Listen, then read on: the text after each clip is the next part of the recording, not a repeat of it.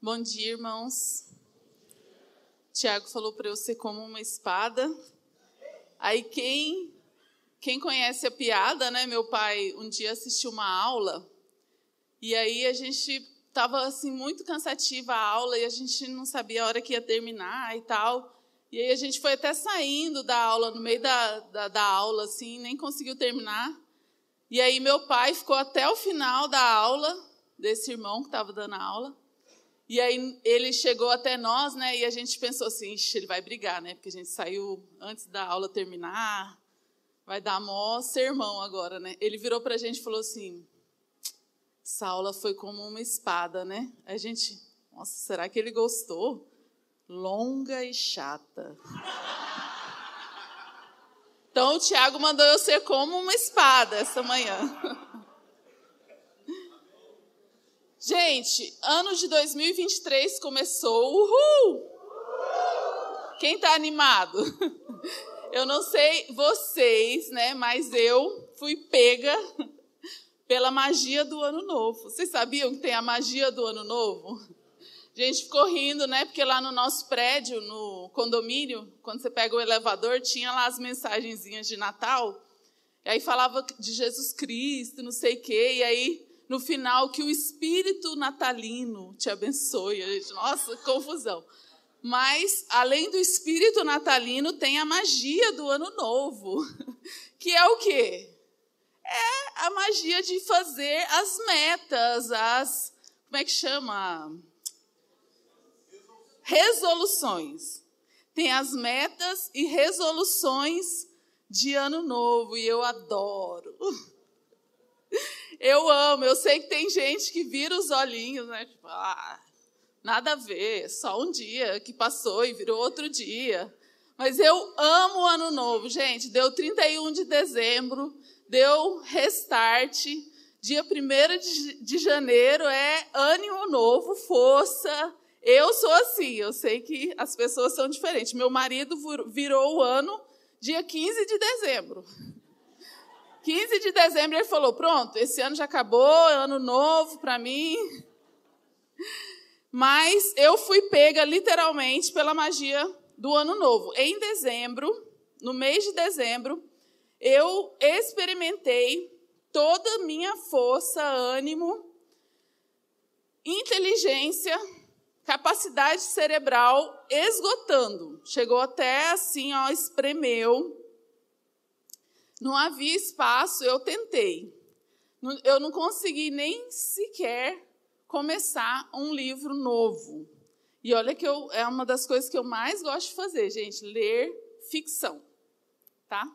As pessoas me pedem indicação de livros, de teoria, eu acho lindo elas pensarem que eu sou, assim, essa pessoa que lê muito, mas eu não sou. Essa pessoa é o Arlindo, no caso.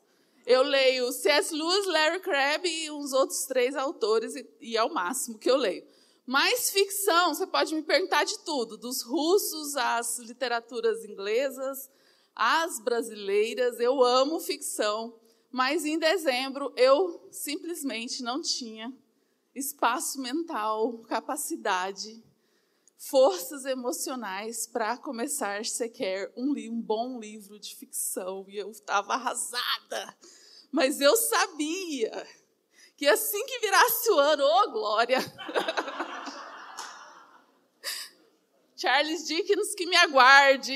Literalmente foi o que aconteceu, gente. Fui energizada, empoderada. Oh, aleluia! Gente, dia 1º de janeiro, um domingo, eu fiz caminhada.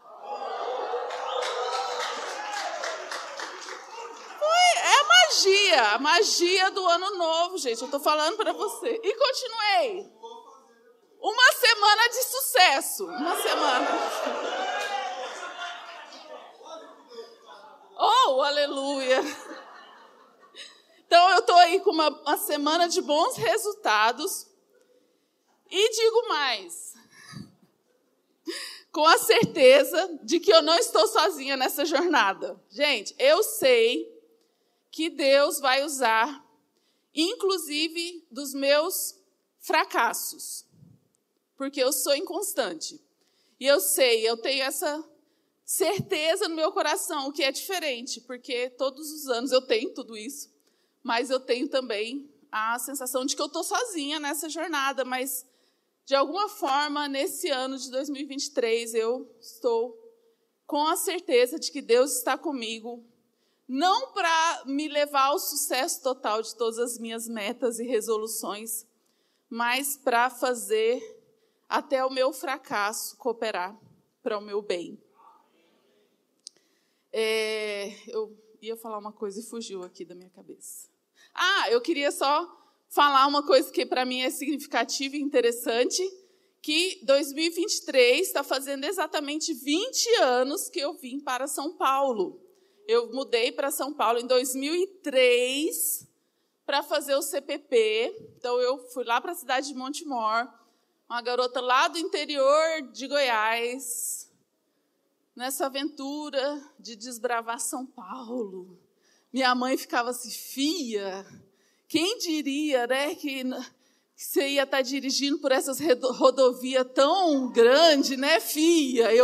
Nossa, mãe, é demais. Mas hoje eu me sinto expert. Quem anda comigo fica até com medo. Mas 2023, então, está fazendo 20 anos e eu agradeço muito a Deus por todos esses anos que eu estou aqui. E é isso. Quero ler com vocês uma passagem que está lá em Romanos 8. Romanos 8, gente, lembrem-se desse capítulo, porque a Bíblia, ela é um livro maravilhoso, tá? A Bíblia é mais profunda do que longa. O Kirk que falou isso pra gente, né? Kirk o quê? Bennett. E olha que ela é longa, né? Então, se ela é mais profunda que longa, significa que ela tem uma profundidade incrível. E a Bíblia, ela é como se fosse aquele exame aquele eletrocardiograma, que ela tem períodos meio rotineiros, né? Está narrando ali, tem a cronologia, tem a narração de uma história, e depois repete a mesma história, e aí você pensa, nossa, meio entediante, assim, né? Mas a Bíblia, ela tem ali linhas mais contínuas, e ela tem picos. E ela tem picos maravilhosos, né? Êxodo 19, Êxodo 20, ali, quando Deus desce no monte para falar com o povo, é um grande pico. Quando Davi quer fazer a casa para Deus, e Deus manda o profeta voltar, fala, vai lá falar para Davi, porque Davi é maluco. Você falou que ele pode, mas eu não deixo. Ele não pode fazer casa para mim, fala lá para Davi. E aí a aliança davídica é estabelecida, então é outro grande pico da Bíblia, né? Então, a Bíblia, ela tem os picos, e Romanos 8, Romanos 8 é um desses picos. Romanos 8 é um capítulo maravilhoso, a começar do seu começo. Que não é o que nós vamos ler.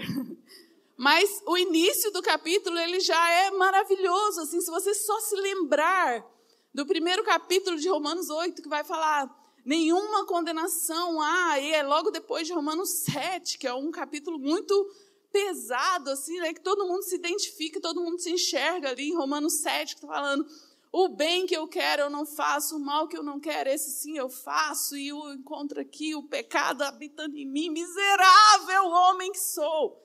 Né, final do capítulo 7 de Romanos é tipo dramático, você está ali vivendo, porque você se identifica completamente, são suas lutas, são os conflitos, a complexidade do ser humano de desejar e fazer coisas diferentes. Né? Meu tio fala que Romanos 7 descreve a esquizofrenia espiritual. É uma esquizofrenia, eu quero isso, eu faço aquilo. E a gente fica confusa, a gente fica achando, nossa, eu devo ser doido, porque eu faço mal para mim mesmo. E aí você está ali, e aí a coisa que você pode concluir desse conflito todo de Romanos 7 é: eu sou um desgraçado, miserável homem que sou. Mas quem me livrará do corpo dessa morte? Graças a Deus. Ele termina, né? Capítulo 7 de Romanos, graças a Deus, por Jesus Cristo, graças a Deus. Então tem o último suspiro, mas aí Romanos 8 começa. Portanto, nenhuma condenação há para aqueles que estão em Cristo Jesus. O início do capítulo já é um grande pico. Se você se lembrar apenas de Romanos 8:1, você já está muito feliz da vida, porque nenhuma condenação há. Você precisa meditar, você precisa se agarrar a essa palavra. E Martin Lloyd-Jones fala: não importa o quão terrivelmente você tenha pecado. Isso aí a gente não consegue registrar na nossa mente religiosa. Mas Martin Lloyd-Jones vai afirmar: não importa o quão terrivelmente você tenha pecado, não importa o quão terrível tenha sido o seu pecado, nenhuma condenação há para aqueles que estão em Cristo Jesus. Isso aí é a verdade do Evangelho. Isso precisa ficar gravado na sua mente. Meu avô fala que meu avô falava... Ele não fala, tá, gente? Eu não me comunico com meu avô. Ele dizia que se ele fosse para uma ilha deserta e pudesse levar uma folha só da Bíblia, que ele levaria Romanos 8.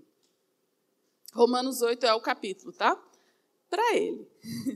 Você pode escolher outro. Mas vamos abrir lá em Romanos 8, no versículo 24.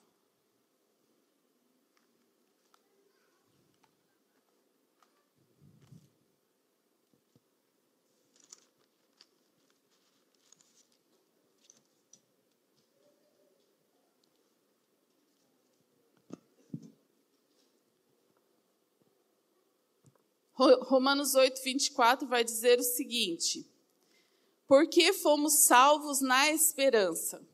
Mas a esperança que se vê não é esperança, pois como alguém espera o que está vendo? Mas se esperamos o que não vemos, com paciência o aguardamos. Do mesmo modo, o Espírito nos socorre na fraqueza, pois não sabemos como devemos orar, mas o próprio Espírito intercede por nós com gemidos que não se expressam com palavras. Aquele que sonda os corações sabe qual é a intenção do Espírito. Ele intercede pelos santos, segundo a vontade de Deus. Sabemos que Deus faz com que todas as coisas concorram para o bem daqueles que o amam, dos que são chamados segundo o seu propósito. Pois os que conheceu por antecipação, também os predestinou para serem conforme a imagem de seu Filho, a fim de que ele seja primogênito entre muitos irmãos. Os que predestinou, a estes também chamou, e os que chamou, a eles também justificou. E os que justificou, a eles também glorificou. Então, a minha intenção, o meu propósito nessa manhã é de animar o seu coração. Eu quero que você saia deste domingo de manhã, dia 8 de janeiro, animado. Eu quero que você saia exultante. Por mais que isso não dure por muitos dias, mas pelo menos até quarta-feira eu quero que você esteja animado, porque quarta-feira, gente, é o dia que os ânimos, né? Quem começa a dieta na segunda. Sabe qual é o dia que vem de feijoada? Na quarta-feira. Por quê? Porque na quarta-feira você já está. Então, os restaurantes já sintonizam com essa queda de ânimo, mas pelo menos até quarta-feira. Por quê? Porque quarta-feira tem reunião caseira. Oh, aleluia! Mas qual que é o ânimo que eu quero dar para vocês é que nós fomos salvos na esperança.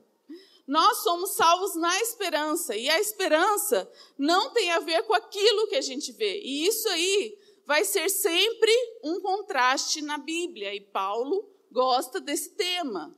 Paulo vai sempre, o tempo todo, tentar chamar a nossa atenção para o perigo de você ficar distraído ou focado naquilo que você está vendo.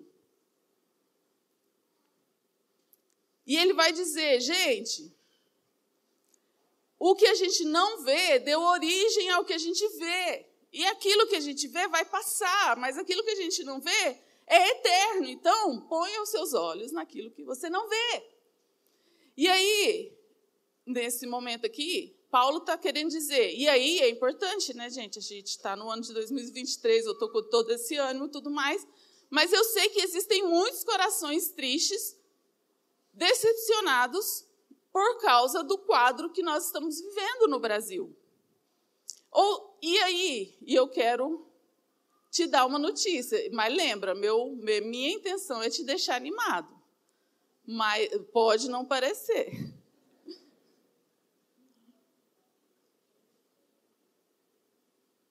Não parece, mas tem.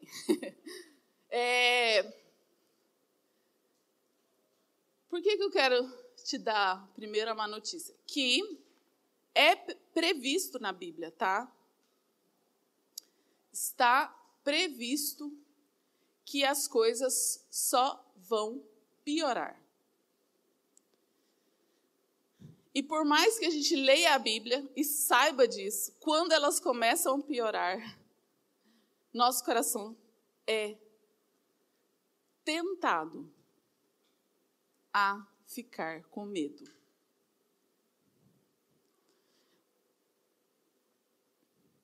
Cada dia mais, quanto mais o tempo passa, menos os seus olhos naturais vão ver coisas que trarão esperança.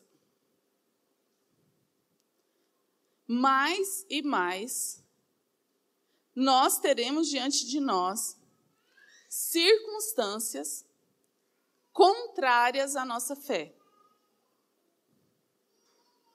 Por causa disso que Paulo vai enfatizar o fato de que nós fomos salvos na esperança.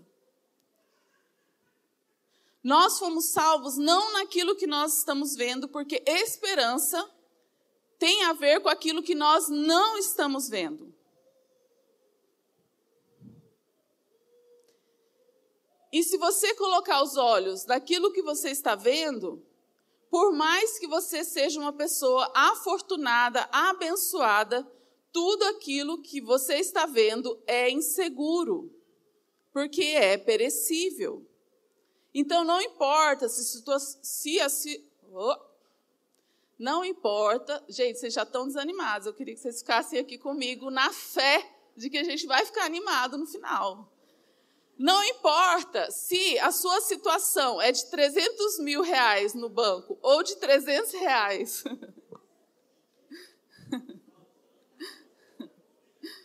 Não interessa. Esse não é o parâmetro. Porque se os seus olhos estão naquilo que você está vendo, você está com os olhos naquilo que pode perecer, que vai ser abalado. Então, se os seus olhos estão nas coisas que você está vendo, você vai ser tentado. Gente, vocês estão percebendo que eu estou sendo boazinha, né? Vocês não vão ser tentados, vocês já estão. Já estão com medo.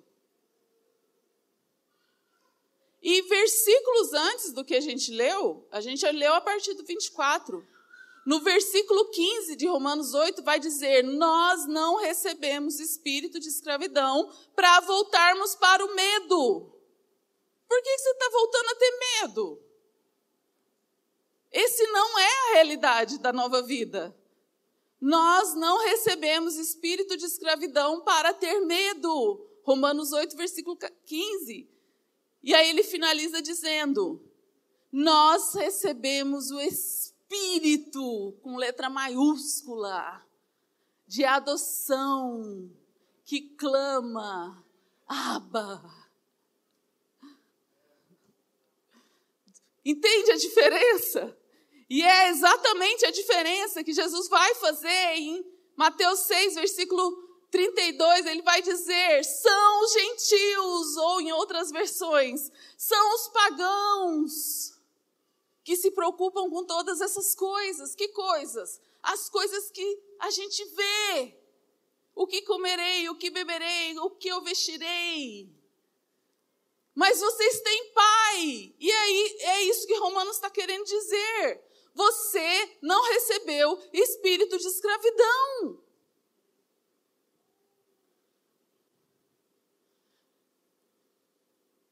Mas você recebeu o espírito de adoção.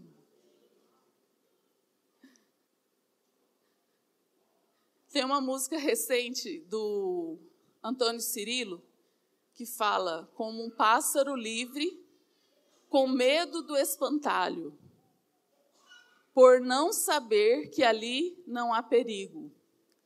Como um filho amado que procura por migalhas, por não saber o seu lugar na mesa. Irmãos, nós não devemos viver desconectados da realidade daquilo que de fato nós somos. Nós não somos escravos, nós fomos libertos, e para a liberdade foi que Cristo nos libertou, mas nós ficamos paralisados e petrificados diante das circunstâncias. E para não ter medo, você precisa ter coragem, porque o mundo inteiro está com medo. E quem é você que vai ousar não ter medo? Quem você pensa que é para ser diferente de todo mundo? Porque nós estamos vendo uma correnteza de medo, insegurança.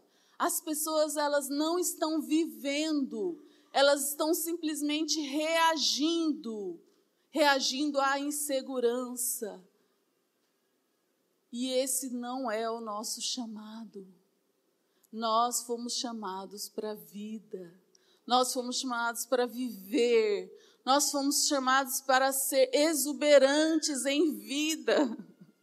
Nós fomos chamados para reinar em vida. Nós fomos chamados para experimentar a vitória, mesmo em meio à derrota. Jesus falou: no mundo tereis aflições, mas tem de bom ânimo, porque eu venci o mundo. Ou seja, cada uma das batalhas que nós estamos lutando e lidando, Jesus já venceu. Você pode passar pelo sofrimento cantando. Por quê? Porque o nosso futuro está nas mãos de Deus. Então, nós recebemos o espírito de adoção e nós clamamos Abba. E apesar de parecer complexa, a situação do ser humano, a equação é simples. Eu não estou querendo dizer que a situação do ser humano não é complexa. Ela é complexa. Por quê? Porque nós, gente, por vários motivos, tá? Você acredita? Eu preciso explicar. Eu posso explicar, mas aí a palavra vai ser longa e chata. Vocês acreditam que a situação do ser humano é complexa? Você sabe, né? Você lida com suas fraquezas, com seus pecados, com seus anseios, com seus medos no dia a dia, mas a verdade não fica preso no emaranhado do seu subjetivismo. Isso aí vai te deixar louco. É importante lidar com as questões interiores, é importante. Quem me conhece sabe que eu não sou formada, mas eu sou uma psicóloga nata. Quiser conversar comigo, eu resolvo todos os seus BOs, só que não.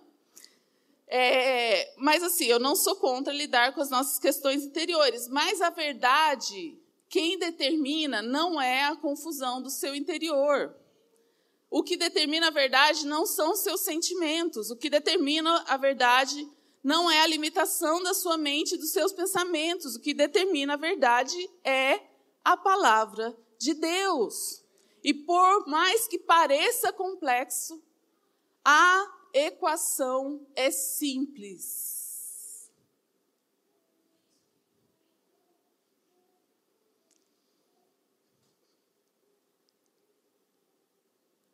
E é a simplicidade da equação que eu espero que anime seu coração nessa manhã.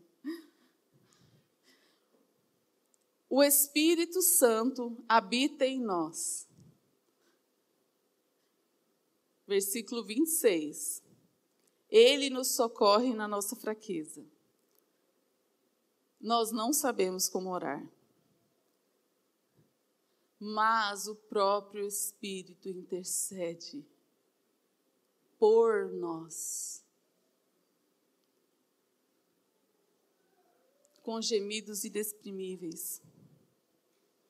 E aquele que sonda os corações, versículo 27, sabe qual é a intenção do Espírito. Você percebeu a equação? Você recebeu o Espírito Santo. Ele não depende da sua sabedoria em orar, porque nós não sabemos orar como convém.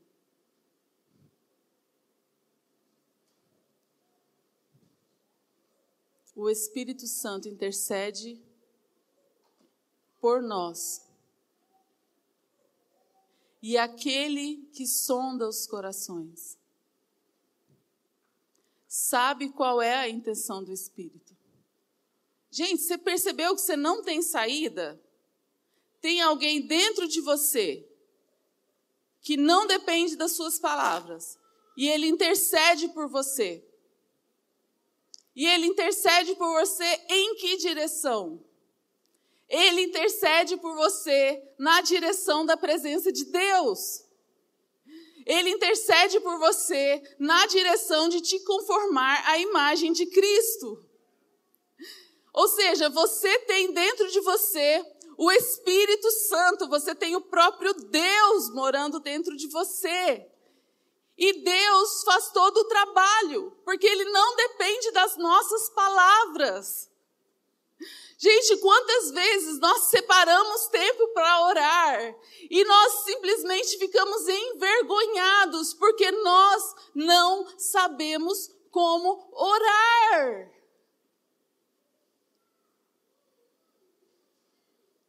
Quantas vezes nós começamos a oração e nós ficamos envergonhados de Deus? Porque a gente fica assim, Senhor, não é isso que eu quis dizer, não, mas peraí, e aí a gente quer refazer a oração e a gente se atrapalha nas palavras, mas a boa notícia é que o Espírito Santo intercede em nosso interior com gemidos inexprimíveis. E aquele que sonda os corações. Ou seja, existe uma ação interior nas nossas entranhas, no nosso mais profundo ser, que está gemendo pela presença de Deus. Mas não só isso, aquele que sonda os corações, o próprio Deus sabe a intenção do Espírito. A presença de Deus é o anseio mais profundo do coração humano. Não tem para onde a gente ir, porque a única coisa que nos satisfaz é a presença de Deus. E aquele que sonda os corações sabe qual é a intenção do Espírito. E sabe o que os dois fazem? Eles trabalham juntos.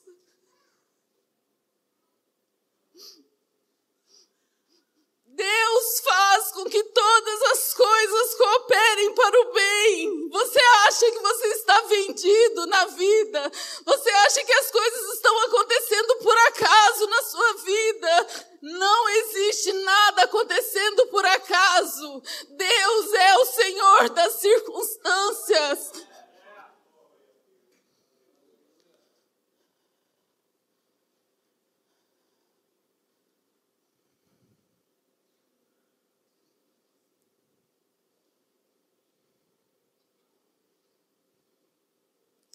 Para você entrar na tentação do medo, é necessário que você abandone um dos dois fatos a respeito de Deus. Porque a Bíblia vai afirmar para nós que Deus é bom e todo-poderoso. Se você cede ao medo, você está abandonando uma das duas verdades a respeito de Deus. Ou Deus não é bom e Ele é mau e vai te ferrar. Ou Deus é bom e Ele não é tão poderoso assim. E as circunstâncias são mais fortes que Deus. E o seu marido é mais forte que Deus. E o seu patrão é mais forte que Deus.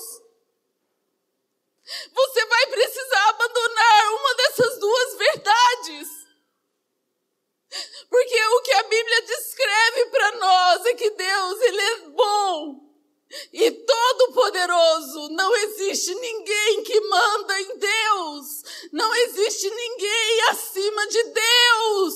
Deus é Senhor absoluto sobre a história. Aquele que deu origem ao universo é aquele que ordena as circunstâncias das nossas vidas.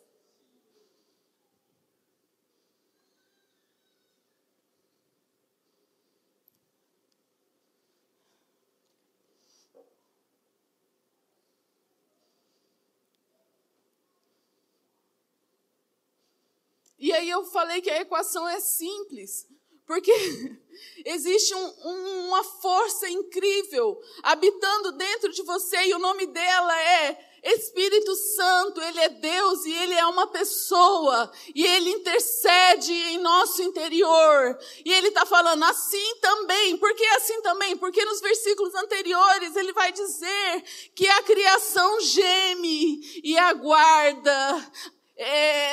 Ela sofre dores de parto, aguardando a manifestação dos filhos de Deus. E da mesma forma o Espírito intercede em nosso interior. Ele conhece as nossas fraquezas.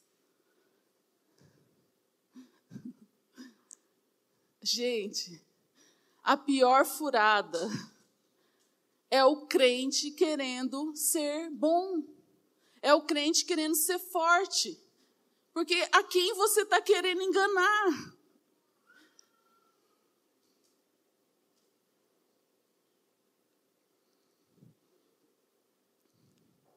Gente, a coisa mais difícil é chegar para alguém e falar do erro dela.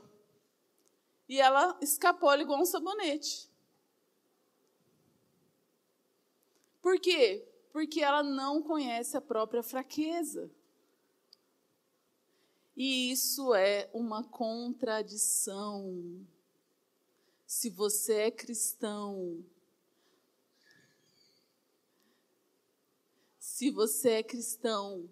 você levantou a bandeira branca de tentar fazer com suas forças. Você concordou com o veredito da Bíblia. E o veredito da Bíblia é: ninguém presta. Gente, se alguém vier para mim me apontar um erro, eu vou acrescentar a lista dessa pessoa. Ela vai falar assim: Elisa, eu acho que você errou nisso, com as suas filhas nisso. Eu vou falar assim, e digo mais. É uma contradição em si. Porque o Espírito conhece as nossas fraquezas. De quem você está querendo escondê-las? Porque a pessoa mais importante do universo já sabe e te aceita. privilégio incrível, maravilhoso. Você pode falar o que quiser de mim. Por quê? Porque eu sou aceita pela pessoa mais importante. Eu sou aceita pelo Rei do Universo. Eu sou aceita pelo justo juiz. Eu sou aceita pelo sangue de Jesus Cristo, que me faz branca como a neve.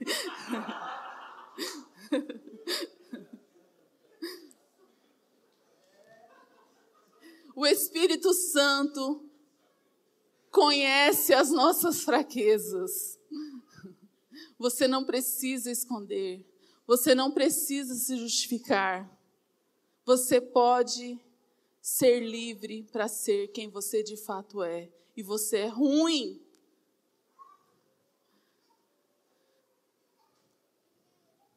Mas esse nem é o tema da pregação. Não é para vocês ficarem tristes, é para ficar alegre. Então, a equação é simples. E você sabe o que Deus requer de nós? Se você tem Deus dentro de você e Deus acima de você, que som dos seus corações, e você tem Deus dentro de você, que intercede por você através de gemidos inexprimíveis, e você tem Deus dentro de você, que conhece a intenção do Espírito que está dentro de você, o que resta para você fazer? Gente, porque o que eu estou querendo dizer é, Deus faz tudo. Você está numa colisão de duas forças harmônicas inseparáveis. 3 pessoas e um só Deus, uma só vontade. E no versículo 27 vai dizer que você vai, segundo a vontade de Deus, você vai ser levado a este lugar. Você acha assim, nossa, eu quero fazer a vontade de Deus. Deus vai te pegar. Não tenha dúvida. Deus vai te pegar. Você tá pego. O que você pode fazer? Aceitar que dói menos, né? O que mais? Me falem mais palavras aí. Se lançar, se render.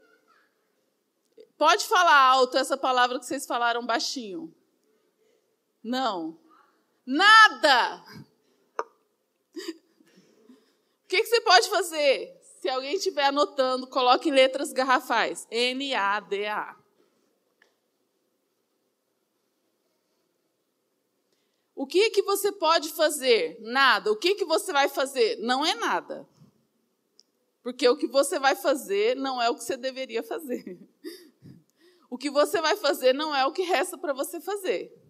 Por quê? Porque a gente é teimoso. A gente quer fazer alguma coisa. Por causa disso, é que nós somos tão enfáticos em bater na seguinte tecla: espaço para Deus. Nós somos adeptos, somos enfáticos na prática de você separar um tempo diariamente na presença de Deus. O que você vai fazer durante esse tempo? Quantos minutos vai durar esse tempo? É com você. Se vão ser 5 minutos, são 5 minutos diários. Se vão ser 15 minutos, são 15 minutos. E o que você vai fazer ali? A coisa mais desconfortável que tem.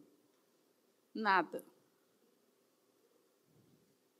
O conceito de espaço para Deus tem a ver com o fato de que Deus colocou no centro do tabernáculo um altar vazio, sem imagem. E o israelita precisa conviver com o vazio. E o cristão precisa conviver com a expectativa de ouvir a voz de Deus. E a voz de Deus não é a voz da minha mente, a voz de Deus não é música cantada. A voz de Deus é Deus, gente. Deus é tipo Deus, sabe? Ele é uma pessoa. Quem se aproxima dele, creia que ele existe. É o desafio de se relacionar com o invisível. E é ruim demais.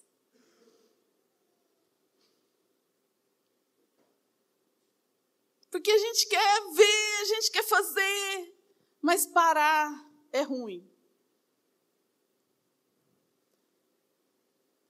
Mas é esse espaço que você vai tirando diariamente, que vai, cada dia mais, adequando o seu interior de acordo com a realidade invisível, de acordo com a realidade objetiva, te tirando para fora da confusão do seu subjetivismo. A voz de Deus é aquela que ordena o caos do nosso interior. Então, o que resta para a gente fazer, como lá em Hebreus está falando, Hebreus 4 vai dizer, esforcemo-nos, pois, para fazer nada. Hebreus vai falar, versículo 9 de Hebreus 4, vai dizer, esforcemo-nos, pois, para entrar no descanso. Você sabe por que você está patinando na sua vida cristã? Porque você está tentando.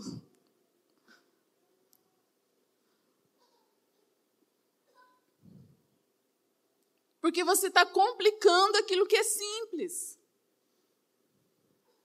Porque você está querendo algo mais complexo e a coisa é básica. É tempo diário na presença de Deus. Cada pessoa, cada ser humano, em comunhão com Deus, possui um potencial infinito de criatividade divina. Não tem nada a ver com a liderança da igreja. Não tem nada a ver com o pastor. Não tem nada a ver com os ministérios. Quem faz o trabalho é a igreja. Os santos é que edificam a igreja. Cada pessoa. A igreja está ruim? É responsabilidade de cada um de nós. A igreja está boa? Não adianta elogiar o pastor. Porque cada pessoa em comunhão com Deus é uma bomba atômica ambulante. Cada um de nós temos uma responsabilidade diante da nossa geração, diante dos dias em que vivemos. Não adianta sentar na cadeira do vitimismo e ir reclamar da sua igreja. Não adianta sentar na cadeira do vitimismo e reclamar da política. Não adianta sentar na... Por quê? Porque nós recebemos espírito de adoção. Cada um de nós tem acesso ao trono do Pai. Você tem acesso ao lugar que controla o universo. E você vai ficar choramingando, se achando vítima. Ai, um casamento ruim. Ai, um emprego ruim. Ai, minhas decisões ruins. Deus faz com que todas as coisas cooperem para o seu bem. Fica feliz. E se você não está feliz o suficiente, vamos ler a partir do versículo 31.